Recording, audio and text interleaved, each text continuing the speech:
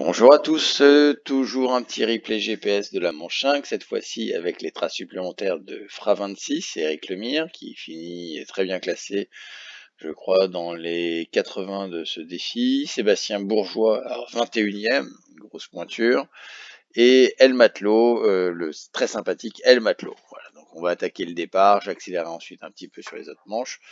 Donc le départ, là, on doit être à 10 secondes du départ. Ça y est, Seb Bourgeois vient de passer à fond. Ensuite, Fra26, Thibaut Gaven qui avait pris une option plutôt milieu de ligne. Xavier 420, donc plutôt bas de ligne. Et on voit que ça colle pour Rémi, El Matelot, Antoine, Guillaume et Didier qui du coup sont à la traîne, et Didier qui lui-même est parti après que le bateau soit passé depuis la plage des Chalets pour être sûr de ne pas risquer de trop se mélanger avec tout le monde.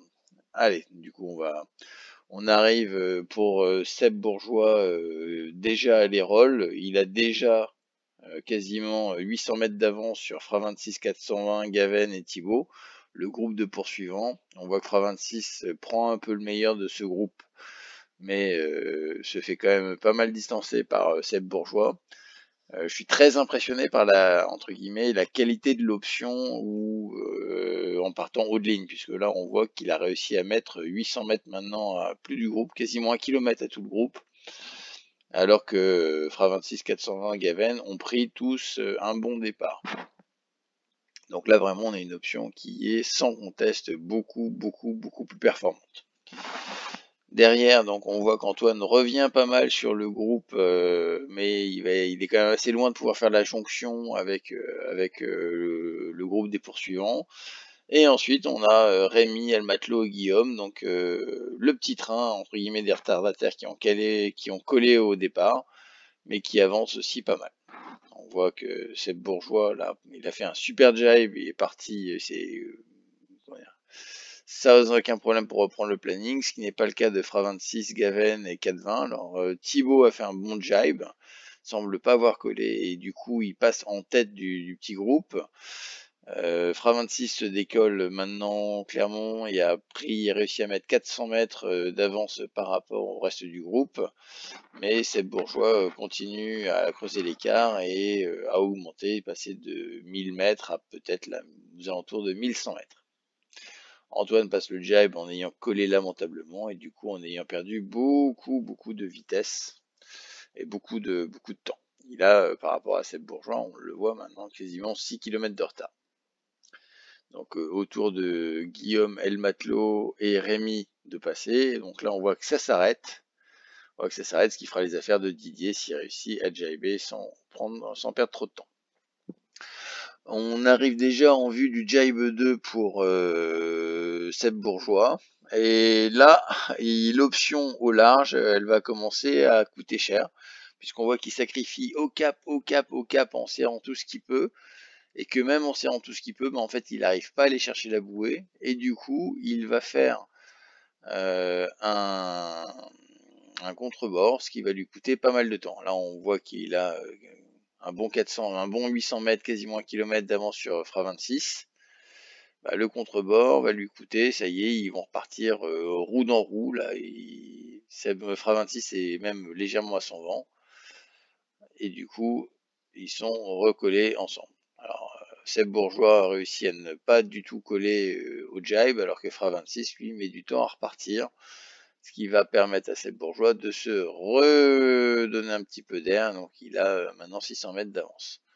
Alors, sur le deuxième groupe, Gaven, lui fait un gros contrebord, alors que 420 réussit à choper la bouée directe, et Thib, lui, est obligé de faire un petit contrebord là pour aller chercher la bouée. Par contre, il coule beaucoup là sur son petit contrebord et il perd beaucoup de temps, visiblement. Alors c'est fait le bonheur d'Antoine qui finalement, qui lui par contre réussit à avoir un gros cap là pour aller chercher la bouée, alors qu'il était très au large, donc réussit à vite se mettre exactement dans la roue de Gaven et de Thibaut pour le troisième bord. Donc on voit que Seb Bourgeois et Fra26 ont créé l'écart avec encore une fois 1 km Là, c'est énorme, hein. Ils ont jibé en même temps la bouée 2. Seb Bourgeois a réussi à mettre 1 km à Fra 26. Alors qui certes a collé un petit peu à la bouée, mais vraiment, ça va très vite pour Seb Bourgeois. Voilà, dernier jibe pour Seb Bourgeois, donc jibe une nouvelle fois très rapide, qui passe bien. On voit aussi que c'est un bon endroit pour gagner du temps. Fra 26 qui jibe un petit peu plus loin, là une cinquantaine de mètres et qui perd du coup pas mal de terrain, donc et qui est, on le voit, à peu près 800 mètres. Derrière, donc 420 a fait le trou avec le groupe de 3 qui était 420 Tib Gaven, puisqu'il n'a pas eu à faire de contrebord. Ça lui a permis de prendre quasiment 1,5 km d'avance sur les poursuivants, hein, et un beau jibe en plus. Alors que Antoine, qui était reparti en même temps que Gaven et Thibaut, lui non plus sans avoir eu à faire de contrebord, a réussi à prendre une petite avance d'environ 200 mètres sur Gaven. Donc le dernier bord de Seb Bourgeois, là normalement il a plus qu'à contrôler. Visiblement ça doit être un petit peu mou parce qu'on voit que ça glisse pas très fort. Et là il y a peut-être une petite erreur stratégique, c'est que dans les molles, plutôt que de garder le cap, on voit que Seb Bourgeois il accepte de perdre au vent. Et en perdant au vent, en fait, ça va lui coûter très cher, on va le voir juste après. Le Fra 26, lui, il s'est calé bien au vent. Il a quasiment 100 mètres au vent, ce qui lui permet d'être beaucoup plus tranquille et d'absorber les molles éventuellement en abattant légèrement, ou en tout cas en sortant du pré-serré. Et là on voit que Seb Bourgeois il est très loin de la ligne, il va devoir caper pour essayer d'aller la chercher, et que ce sera pas suffisant et qu'il va à nouveau se taper un contrebord. Et là on peut regarder d'ailleurs, c'est un contrebord qui est fait avec des virements et pas un contrebord avec des jibes. Alors je ne sais pas si c'est des vrais virements ou si c'est juste jeté à l'eau. Toujours est-il que c'est beaucoup plus efficace et beaucoup plus rapide. Fra 26 arrive, n'a pas réussi à le passer, mais donc arrive juste après. Et donc on voit derrière Xavier, donc, qui lui aussi est à la peine au cap avec une vitesse qui est assez faiblarde. Antoine qui a, alors, visiblement j'avais pris l'option 118 plus aileron de 37, donc là j'ai du cap à vendre et du coup j'ai de la vitesse. Un écart de vitesse entre 5 et 7 nœuds avec Xavier sur la même amure et au même cap. Donc là forcément l'écart s'est sacrément resserré. Et donc ça va. Est-ce que ça va être suffisant pour réussir à passer 400 avant la ligne? On va le voir tout de suite.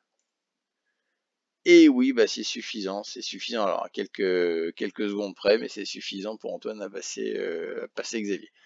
On voit que Christophe Gaven lui fait la ligne, cette fois-ci sans contrebord, et il n'a pas pris de risque, ce qui lui permet d'assurer une place. Il doit être aux alentours de 150e sur cette manche. Et Thibaut, une fois de plus, donc a dû manquer un petit peu d'air puisqu'il a pris une option au large qui va lui coûter à nouveau un contrebord avec un jibe, et qui, alors là on voit que réussit à pas mal caper, hein. Si on regarde l'angle entre les deux trajectoires, on voit que c'était quand même très bien négocié, et avec en plus peu de temps perdu, donc il limite la casse. Mais effectivement, il aurait réussi à aller jiber directement, c'était certainement une trentaine ou une quarantaine de places de gagné. Didier va en finir avec son premier bord, et on va regarder la suite de la course. Ça y est, on est sur le dernier bord pour Rémi, El Matelot et Guillaume. Guillaume, non, pardon, qui n'a pas encore jibé. On voit que Guillaume, lui, il a une grosse glisse, là, ça y est, il est dans son troisième bord et avant-dernier bord, mais là, il a mis le turbo, et maintenant, il va fort. Maintenant, il va fort. Rémi glisse bien, El Matelot aussi. On voit qu'il sacrifie quand même beaucoup pour dire de rester haut sur le parcours, et donc ne pas risquer d'être un bas sur le parcours, et donc rester très près du vent pour ne pas risquer le contrebord. Et là, Rémi doit certainement arriver dans une molle parce qu'on voit qu'il va partir au largue, et il va complètement partir au largue, alors que El Matelot lui reste toujours serré au vent. Et effectivement, Rémi donc lance un contre-bord, s'étant certainement rendu compte qu'il n'était plus du tout dans la trajectoire pour aller chercher la ligne d'arrivée. Il préfère lancer un contre-bord relativement loin de PLN, certainement parce qu'il va avoir du vent frais à ce moment-là, et ce qui permet à El Matelot de passer. Voilà, Rémi est un petit peu plus haut que le matelot. Est-ce que ça va lui permettre de... Il a 300 mètres de retard, donc ça va être très dur, hein. Il a plus qu'1 kilomètre de l'arrivée. Ça va être très très dur. Ça fait des affaires de Guillaume qui revient du coup dans le match. El Matelot qui a une vitesse qui est très faible, hein. On sent qu'il il serre les fesses pour réussir à aller chercher la ligne. Ça accélère pas, on est quasiment entre 15 et 18 nœuds. Mais Rémi peut pas tellement profiter parce qu'il est lui aussi un petit peu dans ce cas-là. On le sent sur des œufs à essayer d'aller chercher la ligne d'arrivée, malgré son contre-bord qui lui a pas permis du coup d'aller chercher de la vitesse. Alors Guillaume a un bon ratio cap-vitesse par rapport aux deux autres, il est en train de revenir. Malheureusement, donc il avait trop de retard pour réussir à le récupérer, mais là on voit que lui a plus de glisse sur ce bord de près. Donc c'est fini pour El Matelot, c'est fini pour Rémi qui arrive quasiment dans la même minute. Et c'est maintenant Guillaume qui va en finir. Et Guillaume qui alors malheureusement semble, certes il avait de la glisse, mais alors il est obligé de faire un contre-bord. Et le contre-bord que Guillaume est obligé de faire va lui coûter à nouveau certainement pas mal de temps. Surtout que c'est des contrebords jibés, donc à chaque fois, ne serait-ce que le jibe, la reprise de planning, ça coûte et des mètres au vent et pas mal de temps. Et là en plus, Guillaume ne reprend pas directement le planning après son deuxième jibe de contrebord. Et donc avant de réussir à passer la ligne, il perd à nouveau de précieuses secondes. Et voilà, c'en est fini pour Guillaume qui en aura bien bavé avec du coup 2 contrebords. Et enfin, on voit Didier tranquillement, donc qui est en train d'arriver. Alors, je vous propose qu'on regarde rapidement les résultats de l'étape. Donc, voilà. Donc, les résultats de l'étape permettent de voir qui est allé à quelle vitesse moyenne sur chaque segment. Donc, le premier truc qui est très impressionnant, c'est de voir que sur son tout premier bord de descente, Seb Bourgeois est allé à 29 nœuds de moyenne. C'est énorme. C'est énorme, 29 nœuds de moyenne. Sur le deuxième bord de descente, qu'il fera un peu plus tard, il ira à 28 nœuds 5. C'est une nouvelle fois très rapide. Par contre, les bords de remontée, alors qu'ils sont fortement pénalisés par les contrebords, on voit qu'ils sont à 21,7 et à 22,6, ce qui est du coup moins impressionnant. Frein 26 qui n'a pas eu à faire de contrebord, donc lui, il a perdu quand même quasiment 3 nœuds, c'est énorme, sur le premier bord. 420, c'est 4 nœuds. Rémi, alors, avec des pertes de planning, c'est 4 nœuds. Un peu moins de 3 nœuds pour Christophe Gaven. 4 nœuds pour Thibaut. 3 nœuds et demi pour Antoine. Et pour Didier, alors là, c'est 6 nœuds. Et pour Guillaume, c'est 13 nœuds. Bon, il y a eu des gros moments où Guillaume n'était pas au planning à ce moment-là. Ce qui doit certainement expliquer cela, pardon. On voit aussi donc les vitesses de jibe. Alors là, Seb Bourgeois, il laisse tout le monde sur place sur les jibes. 13 secondes, 15 secondes, 12 secondes. Là où Fra 26 met 34, 30, 21. Donc on voit qu'il y a déjà 1 minute qui a été dépensée en plus. Même un bond du jibe comme Xav 28, 21, 19. On voit que Xav se prend 15 secondes. Allez, on va dire 30 secondes au global des jibes. Alors par rapport à quelqu'un comme qui peut coller, ben alors, je suis le bon exemple, hein, 1 minute 38, 29 et 33. Là, moi, il y a plus de 2 minutes qui sont perdues dans les jibes par rapport à Seb Bourgeois. Enfin, sur les bords de remontée, donc là sur les bords de remontée, on voit que Seb Bourgeois avec son contre-bord, il a perdu pas mal de temps par rapport à Eric Lemire. Sur le premier bord, 11,48 par rapport à 10,14 pour Eric Lemire. 12,18 pour Xav, qui n'a pas fait de contre-bord, mais qui a beaucoup sacrifié à la vitesse. Voilà, 11,56 pour moi. Alors moi, j'avais pas pris le planning directement, donc forcément, ça allait pas très vite sur mon premier bord de retour. Et alors Didier et son immense contre-bord 32 minutes ou Guillaume 24 minutes, donc là forcément ça fait très mal. Et Thibaut avec son contre-bord à 14 minutes, tout comme Gaven, hein, on voit que finalement Thibaut avec son micro contre-bord ou Gaven avec son gros contre-bord, finalement ont eu les mêmes temps et les mêmes vitesses moyennes.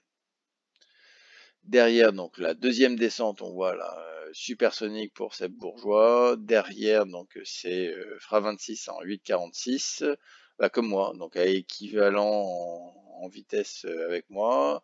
Derrière, 9 minutes 12 pour Xavier, hein, pas mal par rapport à Fra26, il est quasiment à la même vitesse. Thibaut, elle est un peu plus vite. Ah non, pardon, j'ai confondu. C'est Gaven qui allait en 8,46, qui était donc comme Fra26. J'étais en 8,23. Tiens, j'aurais pris 20 secondes à Gaven et à Fra26. Boum, les mecs. Didier, gros deuxième bord, là, on voit qu'il a bien glissé. Et alors, Guillaume, on le voyait bien glisser, mais alors visiblement, il avait dû avoir des pertes de planning parce que il a un temps qui est quand même relativement élevé sur la deuxième descente. Enfin, le dernier retour, là où beaucoup de choses s'est joué, 11,35 pour Seb Bourgeois, encore une fois avec un contre-bord, 10,51 pour Fra26 qui du coup a gagné à nouveau du temps, pas suffisant pour le rattraper mais qui a gagné du temps, 12,49 pour 420 qui lui du coup a perdu un petit peu de temps, pour autant il n'a pas eu à faire de contre-bord. Rémi en 17,14 avec un contre-bord, Gaven en 11,40 qui gagne une minute sur Xavier, c'est énorme. Tib, là aussi un contre-bord, 14 minutes 16. Donc là, encore une fois, ça lui a coûté très cher, hein, ces deux contre-bords. Antoine 10,46. Alors 10,46, là pour le coup, c'est même mieux que Fra 26 et donc que Seb Bourgeois. Le dernier bord de près était super glissant pour Antoine. Avec une belle vitesse moyenne, Didier en 18,44 et Guillaume en 15,48. Voilà. Donc ce qu'on peut voir, c'est que sur les temps de parcours complets, en fait, Seb Bourgeois, Fra 26 ont quasiment le même temps, mais comme Seb Bourgeois a pris le départ en tout haut de ligne au bateau, bah du coup, ça lui a permis de gagner les quelques secondes qui font la différence. Et Antoine avec donc 42-48 troisième sur le parcours, mais sauf que lui il a cassé la ligne avec quasiment 2 minutes de retard, et donc ces 2 minutes là, elles les remettent à égalité quasiment avec 420 qui lui était en 47-41. Gaven 45-21. Puis Tib en 48-28. Alors qu'est-ce que ça aurait pu donner un Tib s'il n'avait pas eu à faire tous ces contrebords là? Il a au moins 2 à 3 minutes à aller chercher en mieux pour chacun des deux bords. Donc il aurait pu le faire largement une plage dans les 100 sans ces contrebords. Mais avec des scies, voilà. Derrière, on voit Didier en 1h15, Guillaume en 1h07 et Rémi, oui, en 1h02. Rémi est juste au-dessus des 1h. Merci.